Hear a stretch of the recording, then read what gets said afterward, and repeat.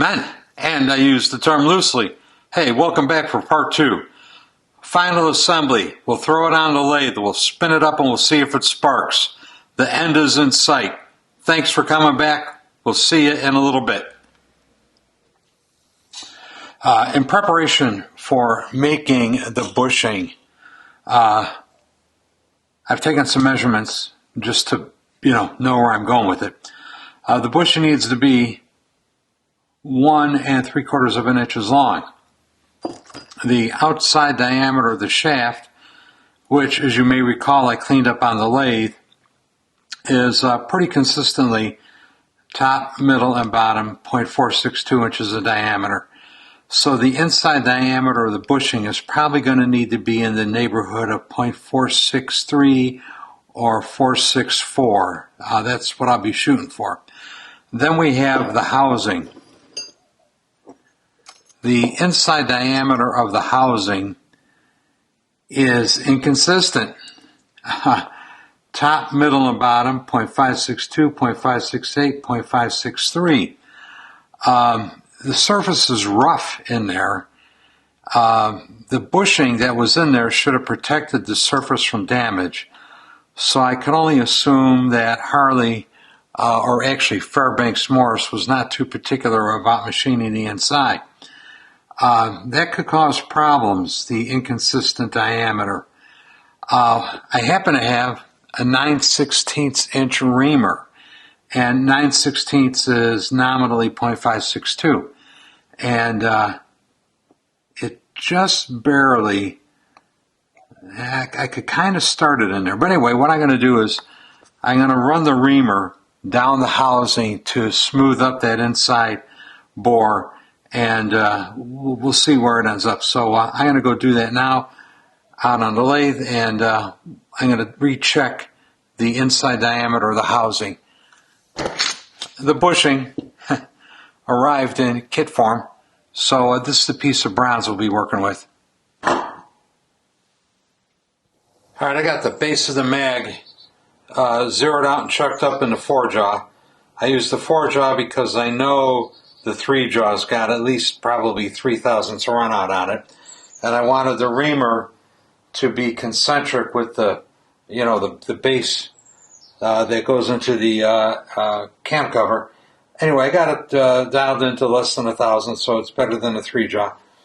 And it's just by accident that I have a 9/16 reamer. I didn't buy it for this job, and it's just by accident that the hole happens to be 0.562 inches.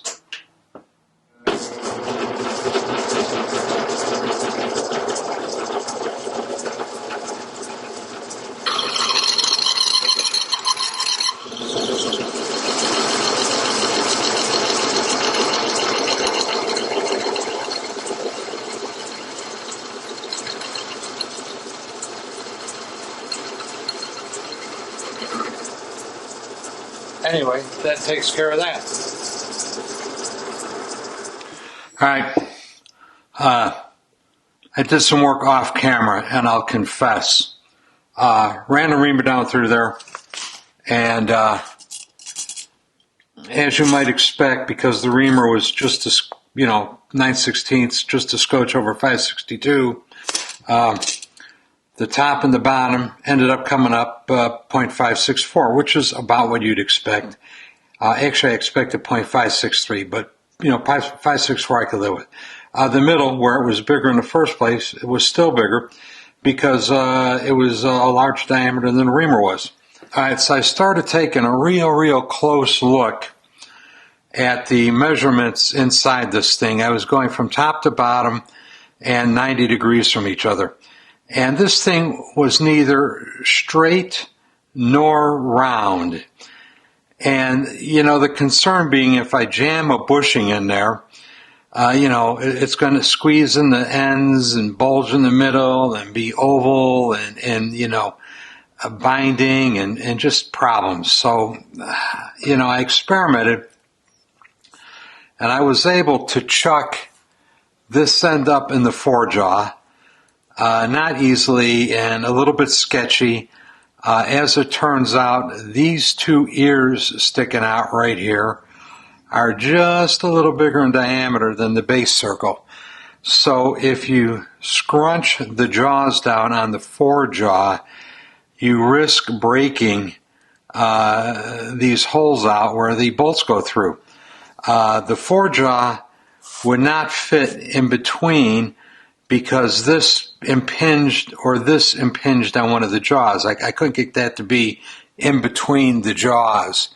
So I had to grab it here and I had to grab it here.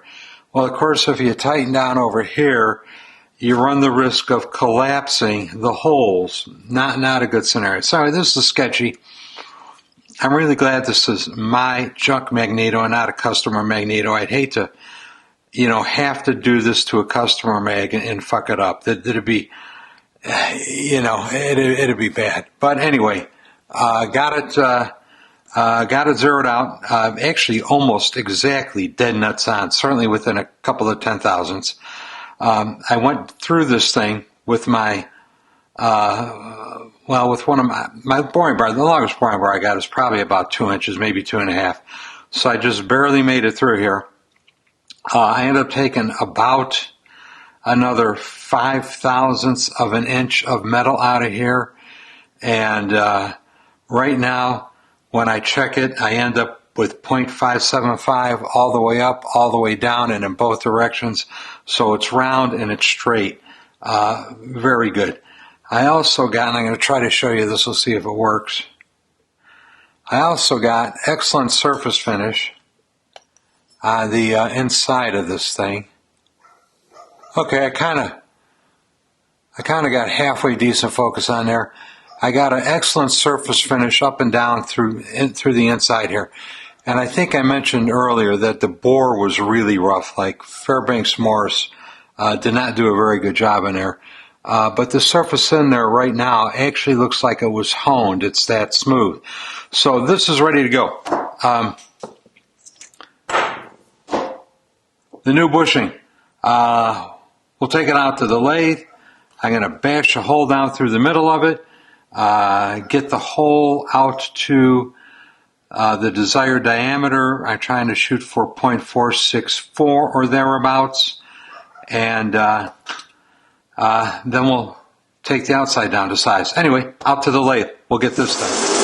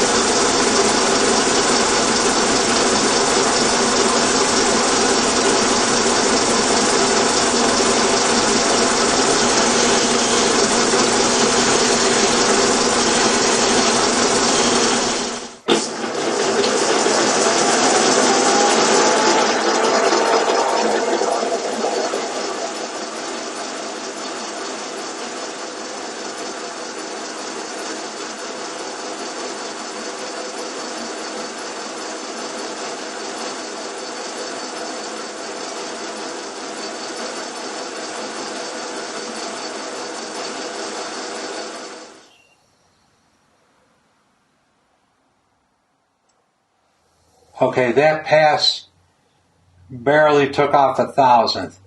I'm going to dial, maybe 4/1000ths into it and give it another go.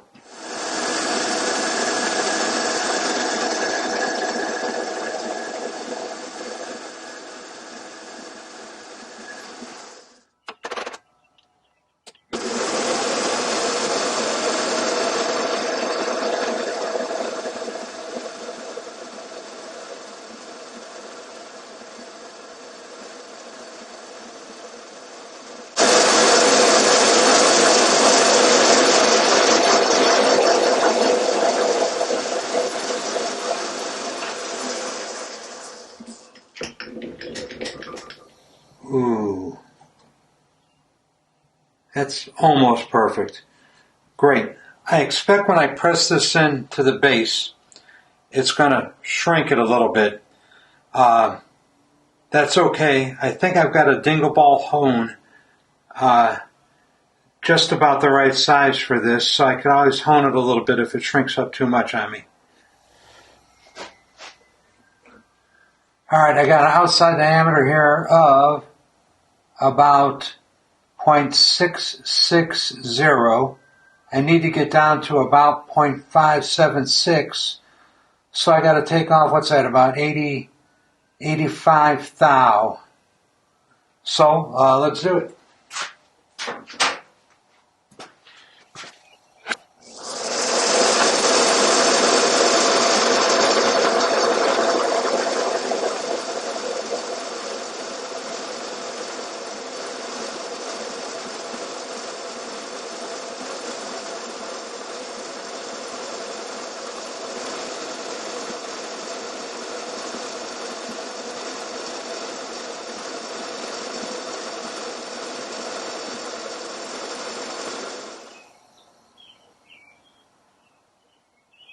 And another 20 more. You get the idea, I'm sure. Alright, so here's the finished bushing. Really couldn't be any happier about the fit on this thing. I mean, that's nearly perfect. Maybe it is perfect, I don't know. But anyway, fits good on here. Doesn't fit in here. We're going to walk this over to the press, squeeze it in. I expect when it comes out of the press, the shaft won't fit in there anymore, but that's okay. We'll hone it and it should be fine. Over to the press. Alright, the inside has been liberally slobbergobbed with green Loctite.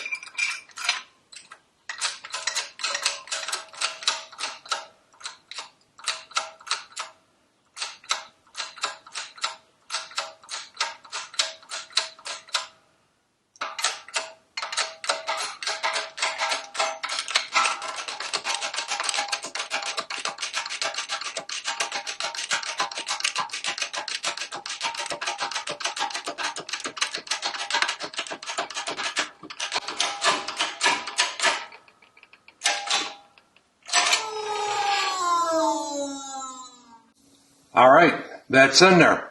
I'm happy with that. It had a good feel going in. It was just about right. Alright, so here's the critical test.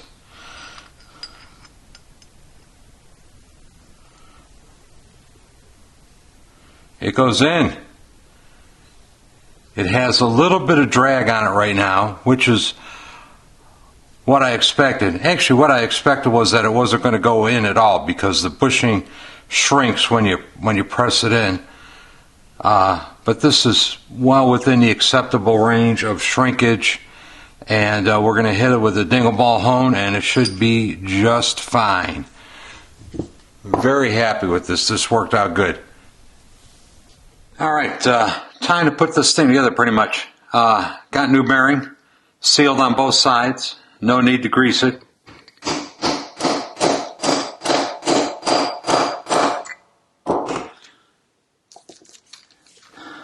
Let's put the top snap ring in. This is kind of a pain in the ass to get out too.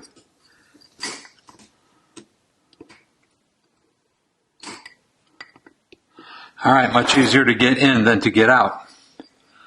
I suppose the rotor is next. Alright, I think I got all the swarf off of it.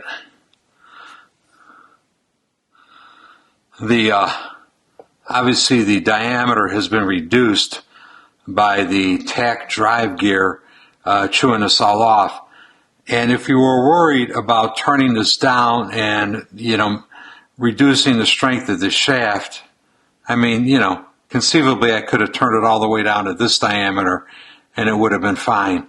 But, it's much thinner here than it is here, so it's no worse than it was before.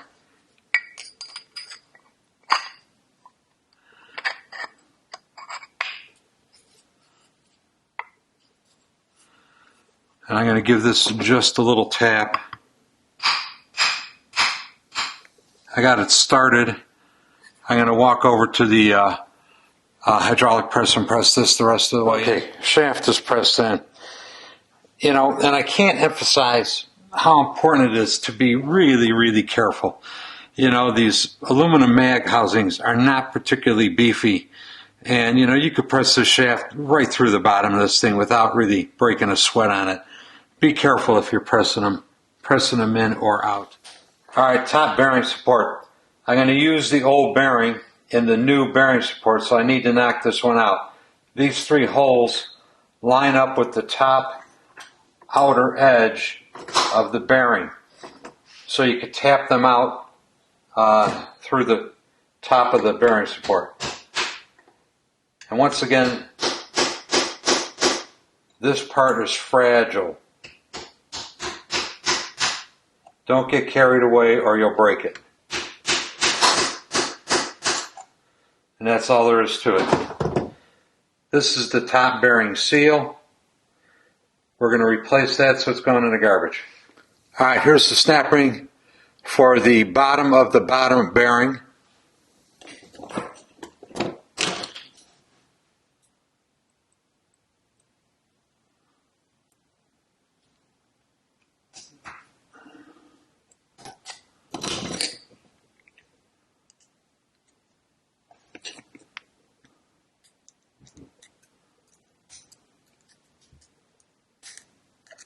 And that's it. Next thing that goes in is the bottom shield. You probably really don't need that with these seal bearings.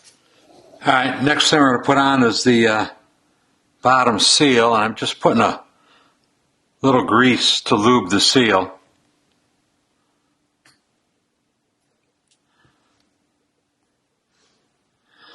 That's all it needs.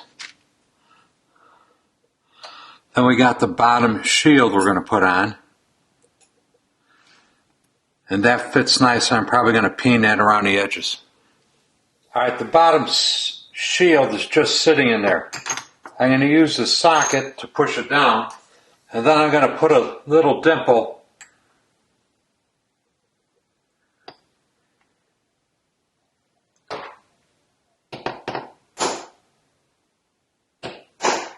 in the rim around it. I think I'm going to put 4 dimples in there. Okay, there's just the tiniest little dimples just to keep this in place. There's not much holding it. You could pop it out of there easy if you needed to. All right, top bearing support, old and new. This one looks like it's been CNC machined. This one looks like it was cast. As you can see, I got a little aluminum block with some holes drilled in it. Those holes are drilled to the corresponding protrusions on the bearing support. And it's designed so that I could flip this thing over and have it be perfectly flat. This is the upper bearing seal. And once it's completely flat, I could install the bearing. I could either press or knock the bearing in. The support is supported all the way around. This way I don't have to worry about breaking the support or trying to put in a vise or hold the socket underneath it. Anyway, just to make this piece flat and secure so you can install the bearing. And we'll give this one a smack with the hammer and see how it goes. This is another case where I may just get it started. I may just get it started in here and then walk it over to the hydraulic press.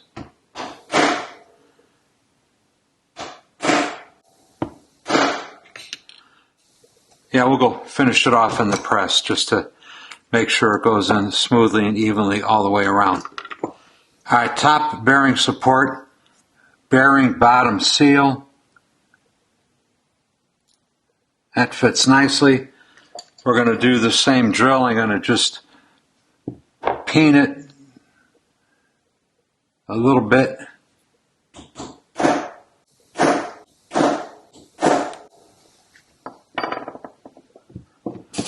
And that takes care of that. Yeah, let's put it all together and see what happens.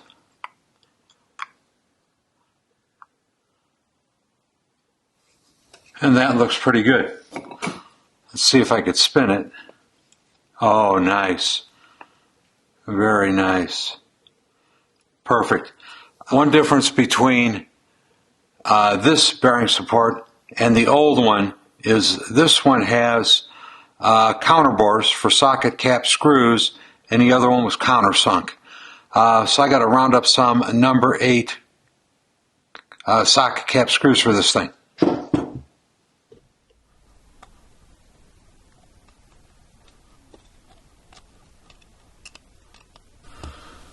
That takes care of that. All right, time to grease the shaft.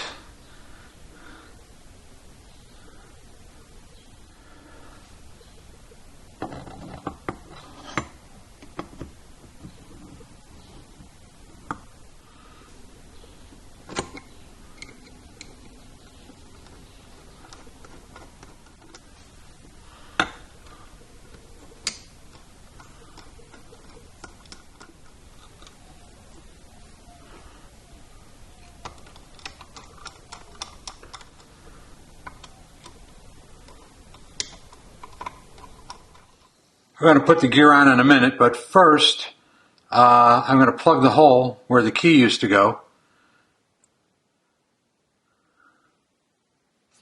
Just a little 1/2-inch aluminum plug.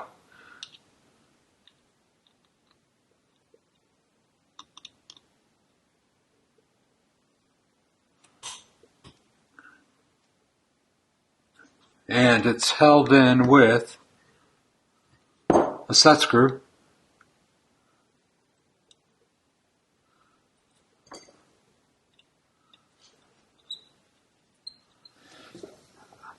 I originally thought this pin was going to be a big problem because the gear was loose on the shaft, and I assumed the shaft was wallowed out.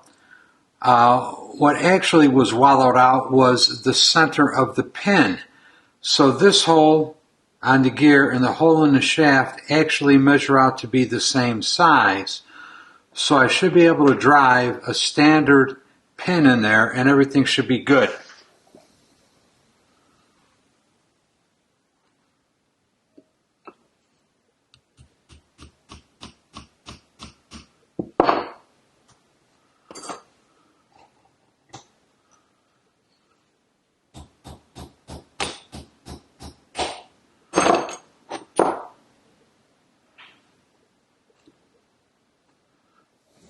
Final assembly on these things is kind of a pain in the ass. I'll show you. One of the things I do to them is, and I'll show you why when I get it in, is I put a piece of heat shrink over the points spring.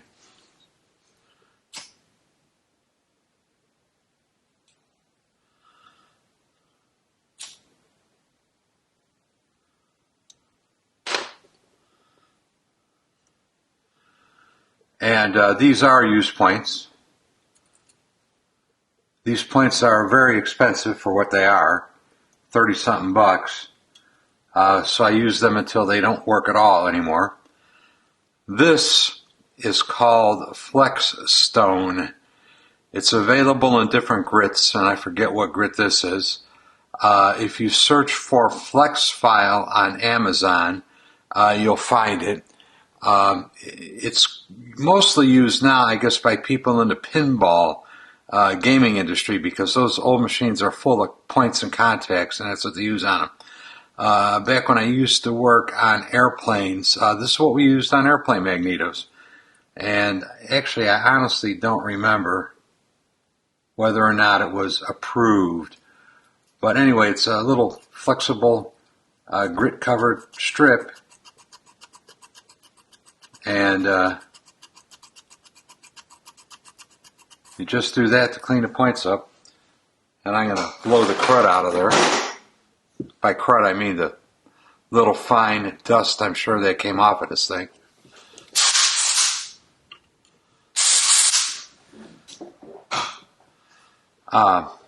Anyway, that's that. The reason I say these things are a pain in the ass is because, and this is a used coil. I'm going to put this in there. I'm going to see how it works. I've got a new coil that I could install if I needed to, but this is an old genuine Fairbanks Morse coil. It looks like it's in pretty good shape, so we're going to try and see if it works. But the reason I say these things are a pain in the ass is because you've got to make all of the connections while you're installing the coil, I guess is the best way to put it.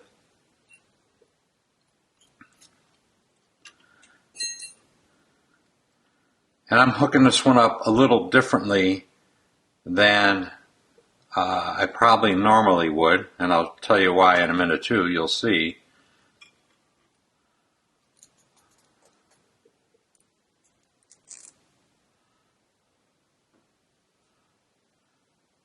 Anyway, the reason you've got to go through these gyrations to put this thing together is because of this screw over here. And you know, maybe if I get real clever one day, I'm going to move this so you don't have to. But you can't put the screw in while the coil is in. So you got to put the screw in first. Then you got to drop all the bits and pieces in. And now you could tighten the screw up and call it done. And the little plastic insulator that protects the screw from touching the sides of the mag case is already in there.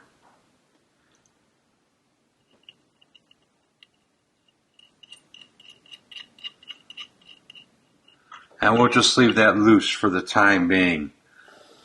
The coil screws, I've seen these things get hellacious stuck, so they're getting just a little bit of anti-seize on them.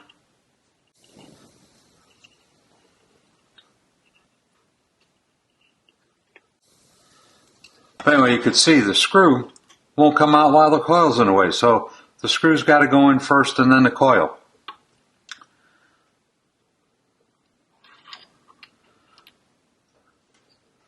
We're going to shove this back in here and get it out of the way. And we're going to go ahead and secure the points. Some of these mags have a sheet metal screw that secures both the point spring and the grounding wire at the same time under the screw head. This one happens to be the one with the little stud. So you could tighten the points down, leave them down, and put the wire on over the stud.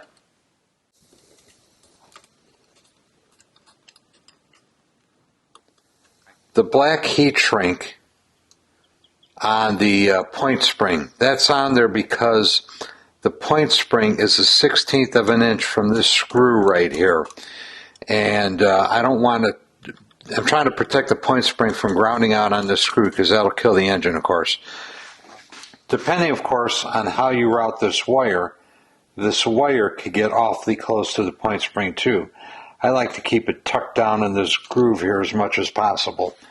The condenser is usually over here. When I put it over here, the edge of the condenser, the surface of the condenser hits this corner right here, and it forces the condenser up. When it forces the condenser up, it rubs on the lid, and the lid won't screw down all the way unless you kind of force it a little bit. So I've got the condenser sticking out this direction, and I used a P-clamp, and the bulb of the P, so to speak, is facing down to tuck it down tight in there. Usually, the condenser is held on with this kind of a clamp oriented over here. And like I say, that kind of forces the condenser up into the cap. It's pretty secure over here. It's not vibrating a lot. I don't like that it's hitting the coil, but I don't think it's going to hurt anything in particular either. Anyway, that's about it. You know, you put the wires in, tighten the screws, and adjust your points, and away you go. Final assembly. It's done. Here's kind of the down and dirty test. Just a piece of wire stuck in one of the springs. I got a pair of vice grips lightly clamped on the shaft.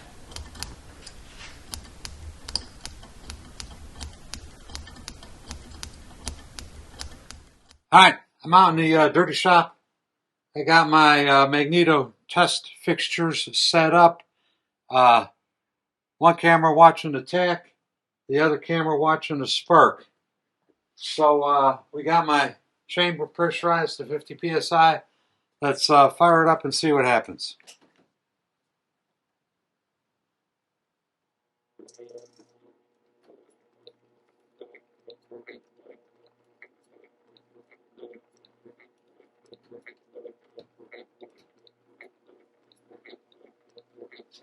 Alright, that's 55 RPM, 57 RPM. That's as slow as the lathe will go. Let's dial her up to 100.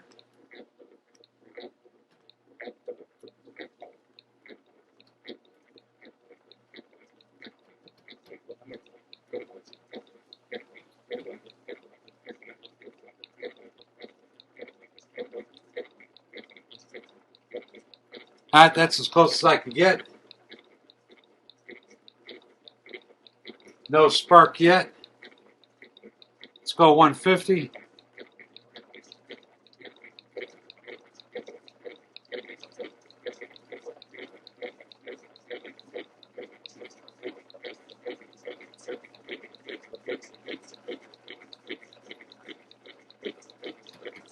That's as close as I can get. And this mag is producing good spark already.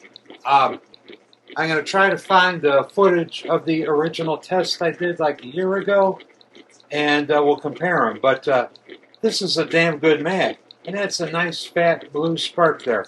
That'll start an engine for sure. Let's go to 100.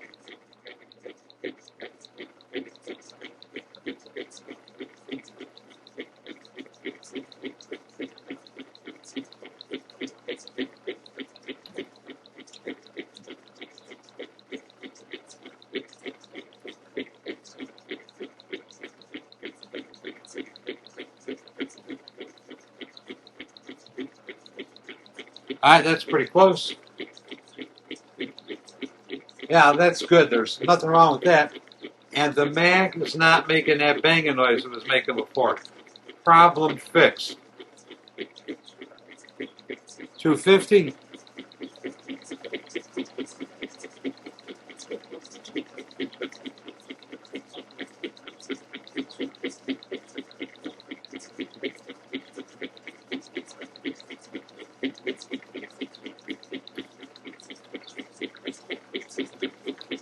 That's as close as I can get.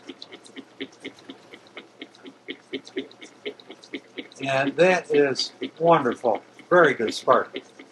Let's go 300. And right now, at this point, I know it'll start an engine. I'm just running it up just to make sure nothing weird happens when it goes faster, and to make sure that knocking noise I heard before is gone.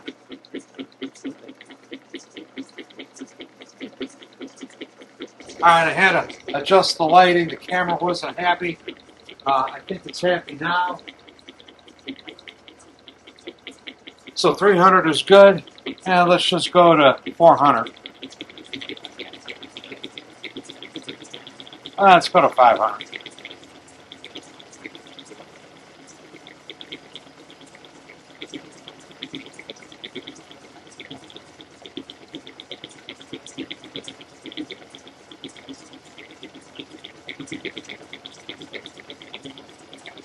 Alright, there's 5.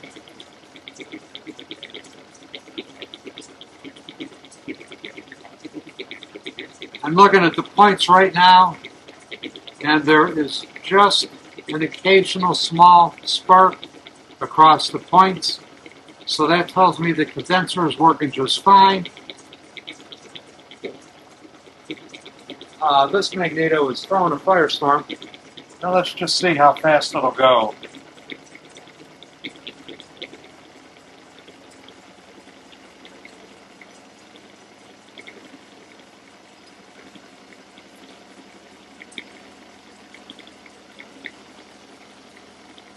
700 plus.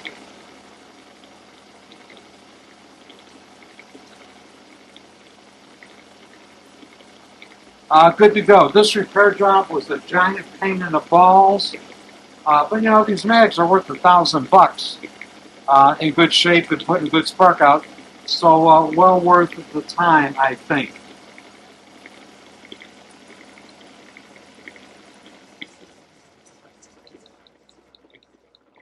And that concludes the test.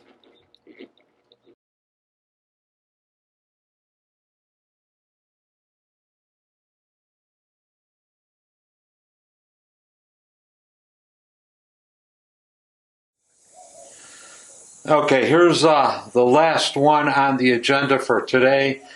A fairly crusty old Fairbanks Morse mag. You got your, I don't know, half-inch bolt stuck in the keyhole. You got your P-lead directly wired to the points, no through stud. Tack drive is plugged. We'll see what it does compared to the other ones. Okay, here we go. Crusty, musty Fairbanks Morse mag. Let's see what it does.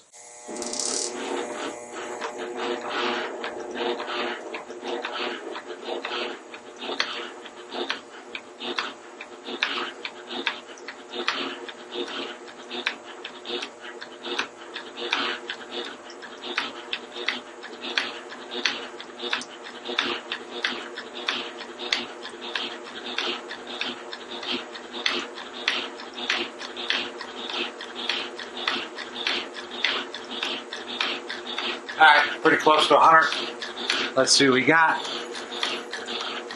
As expected, nothing. 150.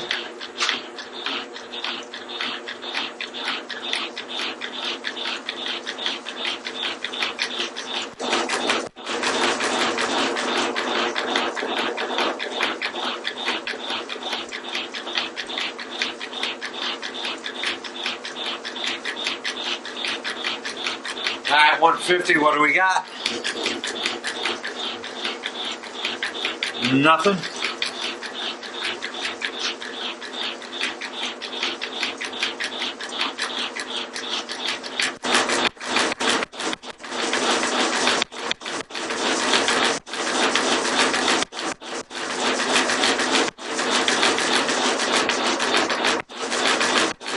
Okay, pretty much 200. Well, we got a little spark.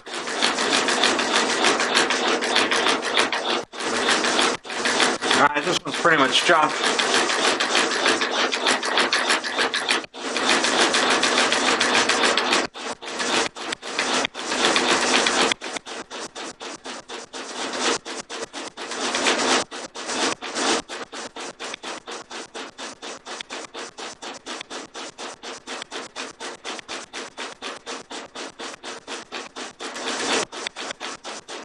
Okay, there's 250. So here you have it, the finished project. I'm probably going to get a new cap at some point in the future, like when I get ready to actually install it on a bike. And of course I will have to plug the tack drive hole. There was a cork, an actual cork is what was stuck in there. That'll work, but I'll probably make something more similar to this with the O-ring in it. Very happy with this. The mag, spark coming in speed. Geez, it was down to about 135 or 140 when it started making spark. The noise is gone. It turns over nicely. Got rid of the parting seam on the back over here. Retain the data tag. I like to retain the data tags. I think it's a nice touch having a data tag on it. The old coil. If I get real ambitious one day, I may take this old coil out and put the new coil in it and see if it makes any difference as to how much spark it produces and when. But I'm happy with this old coil. Hell, there's nothing wrong with that. But anyway, a good project. And on my website, I advertise the $200 mag rebuild. This is not a $200 mag rebuild. This would be expensive. There's a lot of hours in this, making the bushing, changing the bearings out, a lot of work in this thing. Way more than $200 worth of work. But anyway, I'm happy with it. And with that, I am out of here. Thank you all ever so much for watching. Get yourself a coffee cup. Get yourself a sticker. These are the new ones. Probably for a limited time only here. When you buy a sticker, you'll probably get one of each unless you specify. There's very few of these left, so if you want one of these, come and get it while you can. Anyway, I'm out of here. Thanks. Bye.